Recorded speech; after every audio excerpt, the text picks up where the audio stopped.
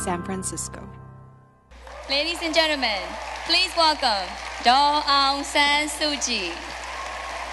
First, I would like to say a few words of thanks in English for all those in San Francisco who have been so welcoming to me and the people of my country. After that, if you don't mind, I would like to speak in Burmese because I do not want our people here to forget their roots, to forget their own language, to forget the needs of our country.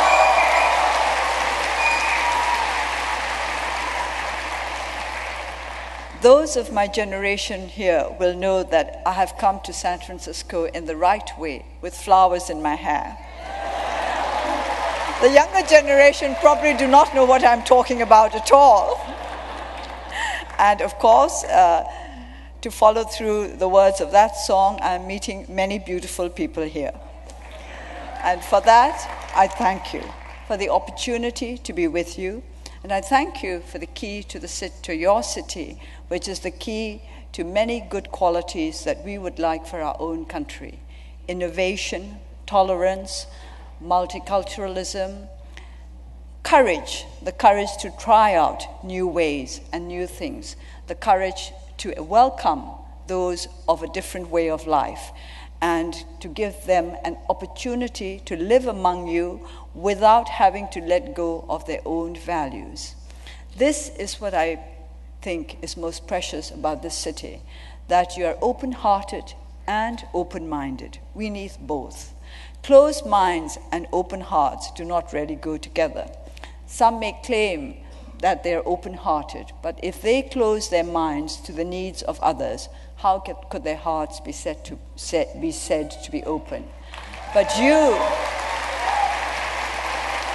have opened your hearts to our people in their time of need, and I hope the time will come when we can repay you for this tremendous love and tremendous generosity. Our country is now on the verge of a new path.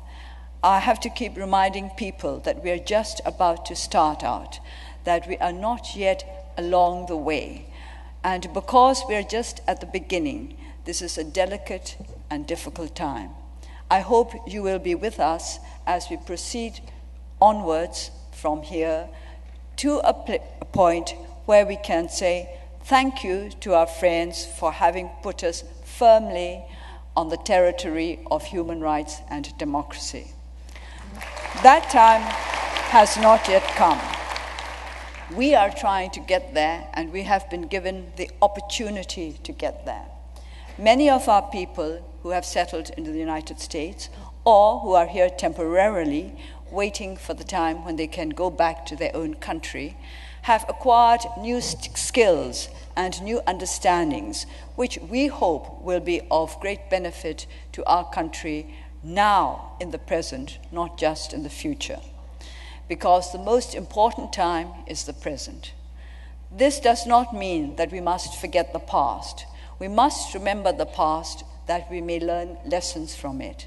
And we always have to have our eyes clearly focused towards the future, even as we deal with the present and its difficulties and problems. We look to our people all over the world, for it is not just in the United States that I have found our people.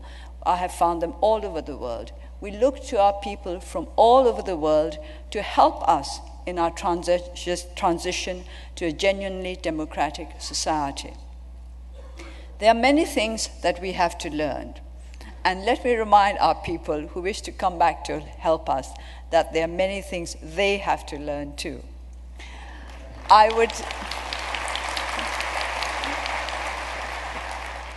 An important ingredient in the time of transition is humility. We all need it.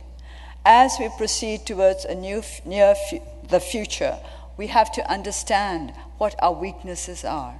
We have to understand that we need to acquire many more qualities to enable us to build a strong and peaceful society. Burma is a nation of many ethnic nationalities. It has always been the aspiration of the people of my nation to live together in peace and in prosperity. This has not yet been possible. the fires of conflict have not all died out in my country. It is for us to do everything we can to make sure not only that those fires die out, but the fuel that will lead to future fires is demolished as well. In this, we must learn to reach across to one another. I would like to say to all of our ethnic nationalities, including the Burmese, who are, of course, the biggest majority, always to think first of what has been lacking in us rather than in others. So instead of trying to find the cause of conflict within other communities, please first look to your own community. So I would say to the Burmese, look to yourself and examine what you have done or not done to promote peace and prosperity in your country, in our country.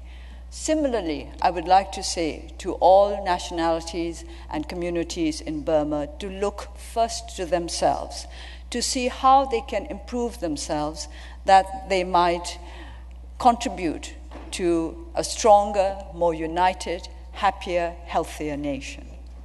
In this, we look to our friends abroad, and especially to our friends in San Francisco, to teach us how to live in harmony with different cultures, with different religions, with different points of view. This is what I think our people here have most to learn from this beautiful city. Now,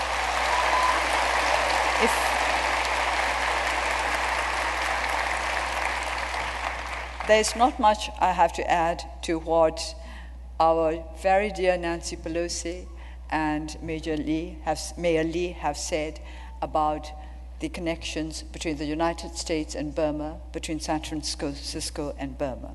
So if you don't mind, now I'll switch to Burmese and tell our people what is in my heart and mind.